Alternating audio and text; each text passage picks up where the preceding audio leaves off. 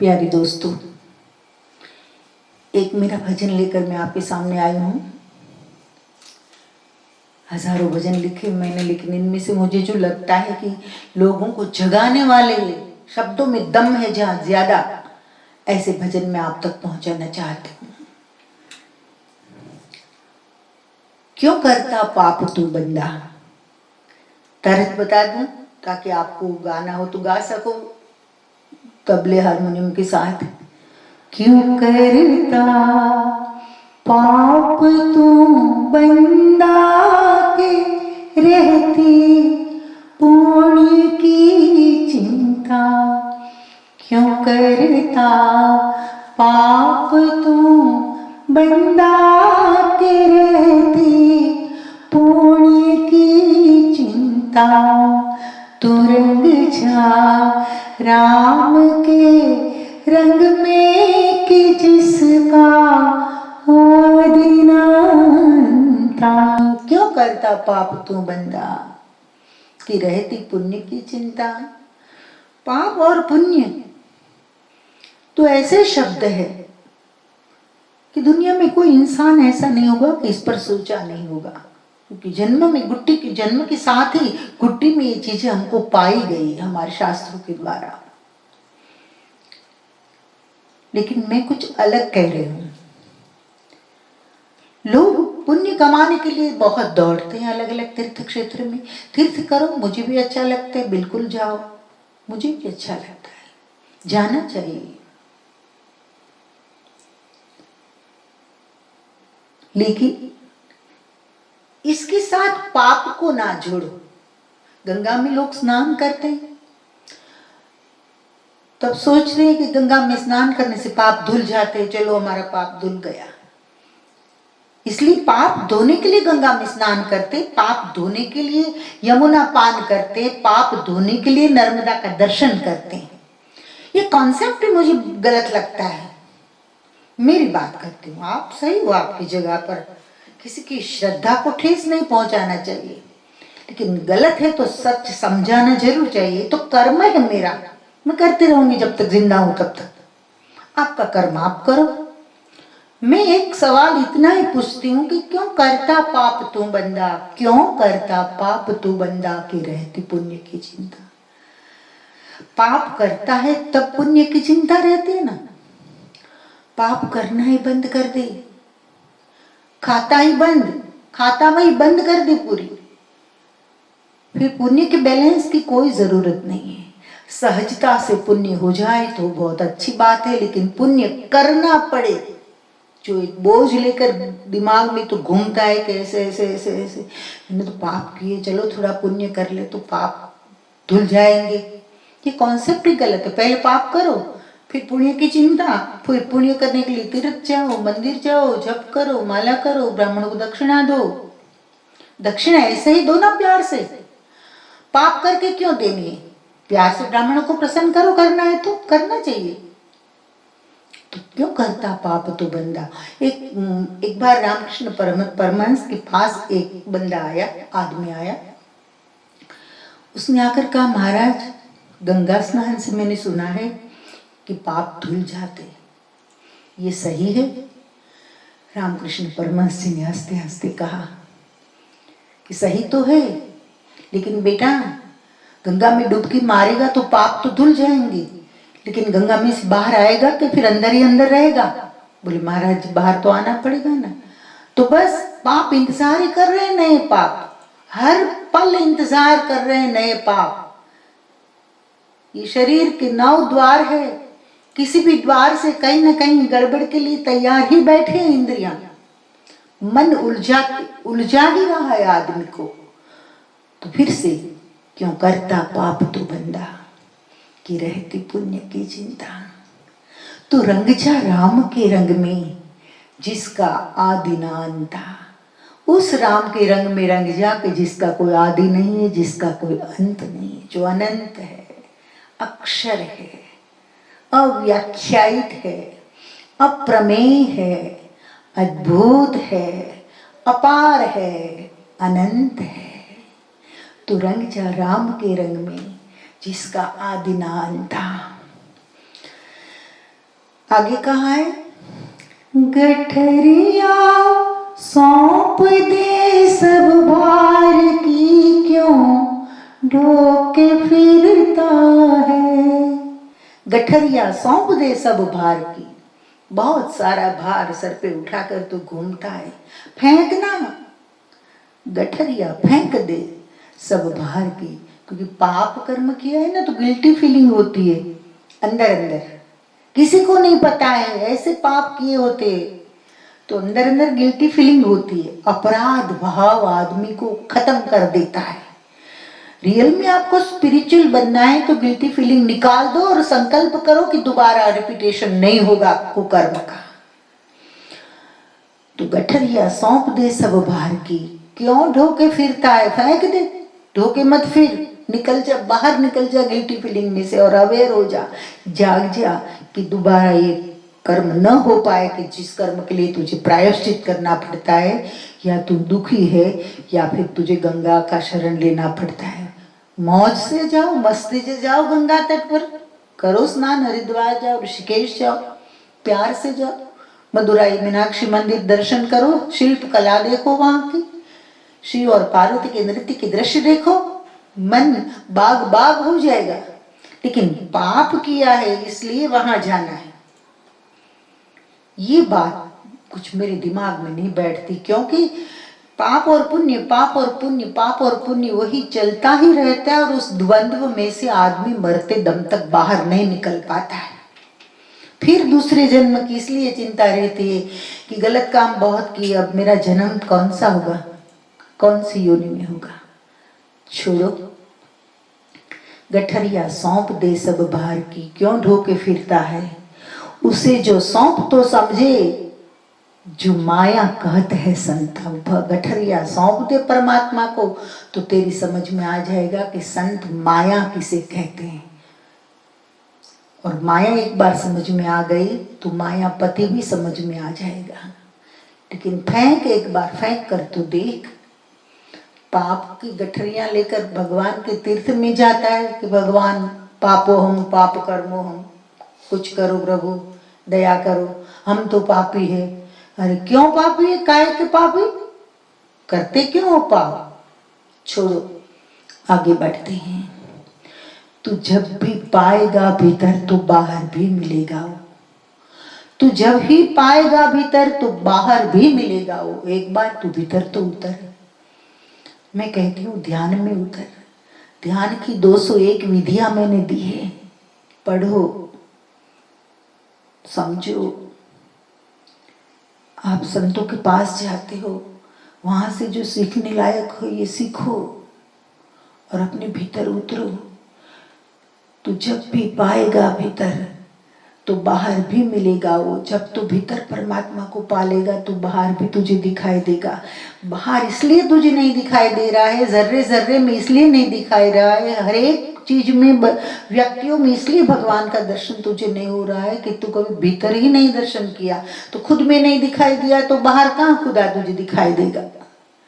तो जब भी पाएगा भीतर तो बाहर भी मिलेगा वो। अनुभव कर ले, सच में क्या करेंगे पोथी की ग्रंथा, अनुभव कर। तो पोथी रखता है घर में, पोथी का पूजा पाठ करता है, ग्रंथ रखता है, ग्रंथ का स्वाध्याय करता है, लेकिन अर्थ कुछ नहीं रहा क्योंकि भीतर नहीं उतरा है, सब बाहरी है, ऊपरी स्तर पर है। ऊपरी स्तर पर, गहरे स्तर पर तो कुछ और ही भरा है। उस कूड़े करकट को निकालना है। अनुभव कर ले, सच में क्या करेंगे पोथी की ग्रंथा। तो जब तक अनुभव नहीं करेगा तब तक पोथी और ग्रंथ तेरी मदद नहीं कर पाएगा। क्या करेगा पोथी की ग्रंथ, नहीं मदद कर पाएगा। भीतर उतर, अपने अंदर उतर। सुहाना तंबू चमड़ी का दिया है तान मालिक ने। परमात्मा ने कितना सुंदर शरीर तुझे दिया, किया कान नाशा, चश्म का तमाशा, जबा का खुलासा, बिकलमा पढ़ाया। परमात्मा ने कितना सुंदर शरीर दिया है। सुहाना चंबू तमड़ी का, सुहाना तंबू चमड़ी का दिया है तान मालिक ने। इस शरीर को ढके रखने के लिए, सुरक्षित रखने के लिए और सुंदर रखने के लिए भगवान ने कितनी अच्छी नक्शी काम करके सुंदर सुहाना चमड़ी का तंबू तान के दिया है। उसी में बैठ के धर ध्यान, हंसा छोड़ सब तंता। उसी में बैठ के धर ध्यान, हंसा, आत्मा को हंस कहा जाता है, हंसा की उपमा दी जाती है। हमारे संतों ने कई बार आत्म राम के लिए हंसा शब्द प्रयोग करते हैं। हे जीव, ये चमड़ी के तंबू में बैठकर उसका ध्यान धर ले, तेरा कल्याण हो जाएगा। छोड़ सब तंता, दुनिया के तंतों को छोड़। आदमी तंत बढ़ाता जाता है, आदमी तंत बढ़ाता जाता है। उससे रिश्ता, उसका मोबाइल नंबर लिया, उससे कांटेक्ट किया, उससे किया, भीड़ कैसे बढ़े मेरे पास। मैं कहती हूँ भीतर उतर जाओ। आपकी प्रकृति का कोई आदमी मिल गया तो बहुत अच्छी बात है, कोई बंदा मिल गया तो उसके साथ बैठो, सत्संग करो, लेकिन परमात्मा से दूर ले जाने वाले लोग, ऐसी बातें और ऐसे माहौल से मैं कहती हूँ आप दूर रहो। आगे लगे कब आग तंबू में, पता क्या किसने जाना है। इस चमड़ी के तंबू में आग कब लगेगी, मृत्यु कब आएगी, क्या पता। लगे कब आग तंबू में, पता क्या किसने जाना है। किसी ने आज तक नहीं जाना कि तंबू में, चमड़ी की तंबू में आग कब लगेगी, मृत्यु कब आएगी। मिला साधन है तो साधक है, डरना क्या, तू जल्दी बता। तुझे साधन मिला है, ये शरीर साधन साधना के लिए होता है, और साधना सर्वोपरि ईश्वर की प्रसन्नता के लिए करनी होती है, सिद्धियों के लिए नहीं। रिद्धि सिद्धि बहु प्रेरे भाई, बुद्धि को लोभ दिखावन जाई। तो रिद्धि सिद्धि बहुत प्रेरित होती है साधना से, माया से, और बुद्धि को लोभ लगता है उसका कि मेरे पास ये, तो मैं बताऊं दुनिया को ये है, मैं सिद्ध हूँ, मैं आशीर्वाद दे सकता हूँ, ऐसा वैसा बहुत कुछ चल रहा है। आज ढोंगियों की दुकान बहुत अच्छी सी चल रही है। मैं कहती हूँ ये चमड़ी के तंबू में कब आग लगे कुछ भी पता नहीं। बिला साधन है तो साधक, इधर उधर भटकना बंद कर। तुझे साधन इतना अच्छा परमात्मा ने दिया है तो साधना कर ले। तू जल्दी करना, जल्दी बता कि तुझे क्या करना है। You decide first. आज इधर भटका, कल उधर भटका, परसों उधर भटका, नरसों उधर भटका, भटकने में ही जीवन गया तेरा। तू जल्दी बता, तू डिसीजन ले कि तुझे हकीकत में करना क्या है। लोगों को पता ही नहीं होता है, लाइफ निकल जाए पूरी तब तक कि मुझे क्या करना है पता ही नहीं, मेरा ध्येय क्या है, लाइफ का गोल क्या है। आजकल मोटिवेशनल स्पीचेस में गोल की बातें बहुत चलती है, और जब सुनता है ना बंदा तब तो लगता है कि अरे तोड़ दूं फोड़ दूं, कल तो जाकर सबसे बड़ी ऑफिस मेरी बन जाएगी वडोदरा में, देखो सबसे बड़ा बंदा मैं बन जाऊंगा। लेकिन वहीं की वहीं होता है, वो क्षणिक आवेश होता है। तो अध्यात्म आवेश का विषय नहीं है, अध्यात्म धैर्य का विषय है, अध्यात्म शांति का विषय है, अध्यात्म एकांत का विषय है, अध्यात्म मौन का विषय है, अध्यात्म ध्यान का विषय है, अध्यात्म आनंद का विषय है, अध्यात्म ज्ञान का विषय है, अध्यात्म भक्ति का विषय है। सावधान दोस्तों, भरोसा कर जता ले प्यार प्यारे पर पुकारे बिन। मैंने तो यहाँ ये कहा है कि मन ही मन से पुकार ले, शब्दों की भी जरूरत नहीं है, क्योंकि अध्यात्म शब्दों का विषय नहीं है, अनुभव का है। जता ले, भरोसा कर जता ले प्यार प्यारे पर पुकारे बिन। बिन पुकारे, बिना लबों से लफ्ज निकाले, बिना अंदर से तू पुकार ले। अगर तेरा सच्चा प्यार है तो प्यारे को पुकार ले, भरोसा करके। हाँ, भरोसा कर, भरोसा ही सहारा है। तो भरोसा कर जता ले प्यार, भरोसा कर जता ले प्यार प्यारे पर पुकारे बिन। मिलेगा मौन में महबूब, गहन मौन में तू जब चला जाएगा ना, मतलब अमनी स्थिति, बियॉन्ड माइंड, मन के पार जब तू चला जाएगा ना, साधना करते करके तेरी एक अवस्था ऐसी आ जाएगी कि तू शब्दों के पार चला जाएगा, फिर शब्दों की गरज नहीं रहेगी। जब तू बियॉन्ड माइंड चला जाएगा तब क्या होगा? मिलेगा मौन में महबूब, वह परमात्मा, वह प्रियतम, ये महबूब तू ही तेरा है विधाता। मौन में तुझे वो महबूब मिल जाएंगे, लेकिन तेरा विधाता तू ही है। याद रख, आप मुझे कहो कि भगवान बता दो तो मैं तो कहूंगी कि भगवान तुझ में है, मुझ में है, यहाँ है, वहाँ है, हर जगह है, लेकिन आप मानोगे नहीं क्योंकि भीतर कभी दर्शन नहीं किया है। तो मैं कहती हूँ कि भीतर दर्शन आप एक बार कर लो, प्यारे पर पुकारे भी नहीं, एक बार भरोसा करके देख लो तो मिलेगा मौन में महबूब तू ही तेरा विधाता, तू ही तेरा विधाता है।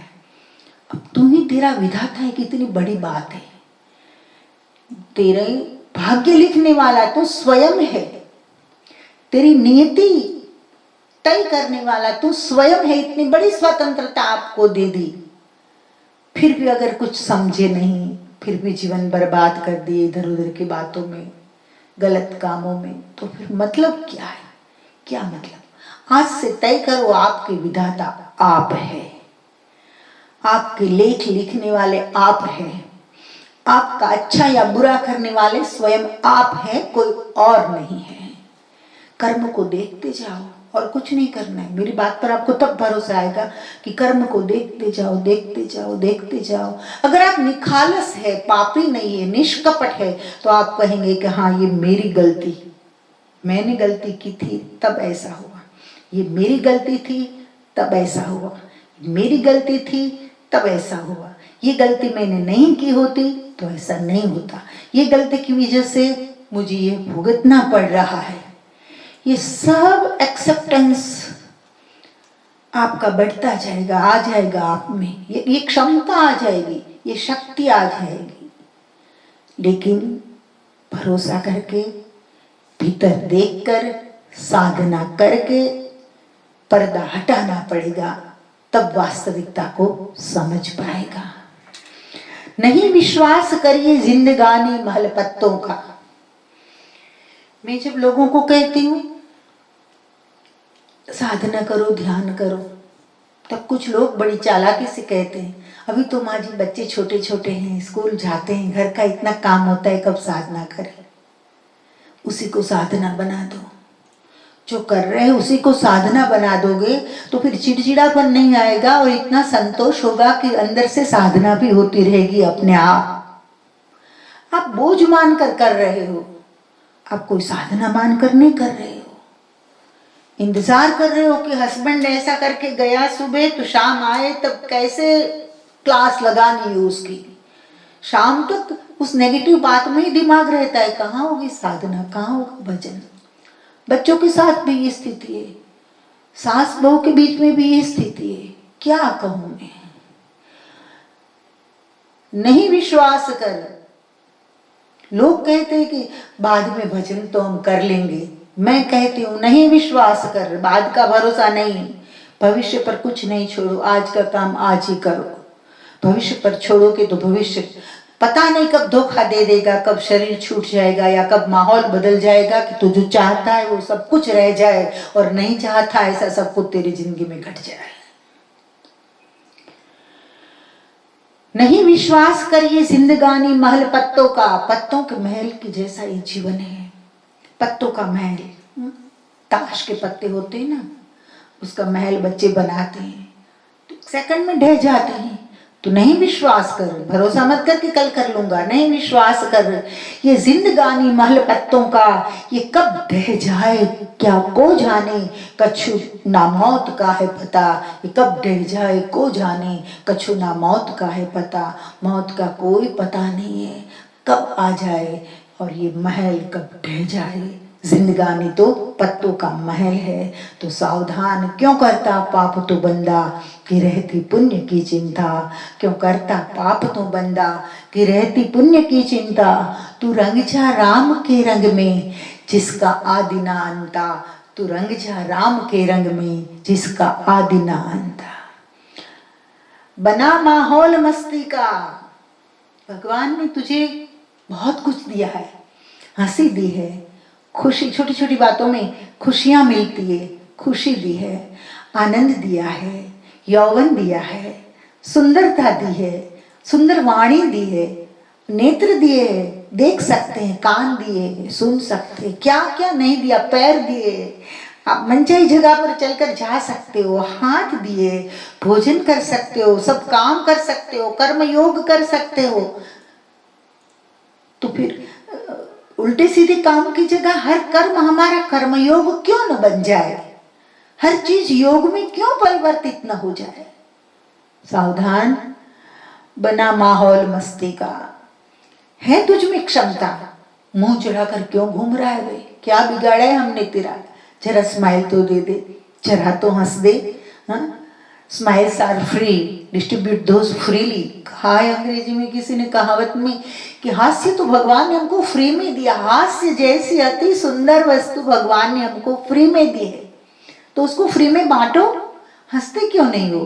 कभी कभी तो हम सामने से हंसते तो भी बंदा मुंह सिकुड़ लेता है, क्या भाई हमसे गलती हो गई, कुछ समझ में नहीं आता है। बना माहौल मस्ती का, दुआ कोई संत की ले ले, बना माहौल मस्ती का, दुआ कोई संत की पाले, बना माहौल मस्ती का, मस्ती का माहौल बना दे, बना माहौल मस्ती का, दुआ कोई संत की पाले, उतर आत्म उजाले में, कहीं खाना नहीं खट्टा, उतर आत्म उजालों में, खट्टा मत खाना, आत्मा के उजाले में उतर।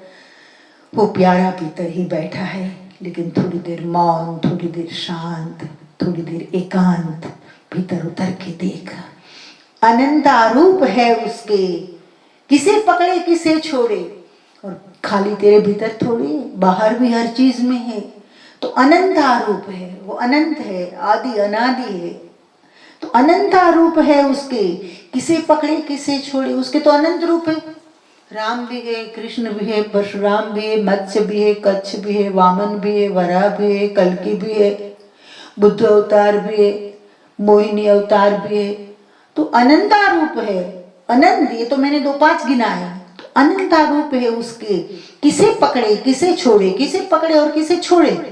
हमारी शक्ति तो लिमिटेड है और परमात्मा तो अपार है, अनलिमिटेड है, सुप्रीमो है, किसे पकड़े किसे छोड़े। तो मैंने अंत में जवाब दिया है भजन के अंतिम पंक्ति में, तू निज रूप में समा जा मोहिनी, तू निज रूप में समा जा मोहिनी, वो ही परम ज्ञाता, तू तेरे निज रूप में समा जा, तेरे भीतर तू समाकर शांत हो जा, वो ही परम ज्ञाता, और जो निज रूप में उतर गया वो ही परम ज्ञाता है। निज रूप को जिसने समझ लिया वो ही परम ज्ञाता है, निज रूप में उतर गया वो ही परम ज्ञाता है, और निज रूप में उतरकर पूरे जगत को साक्षी भाव से देखता रहा भगवान की लीला को, वो ही परम ज्ञाता है। धन्यवाद, नमस्कार।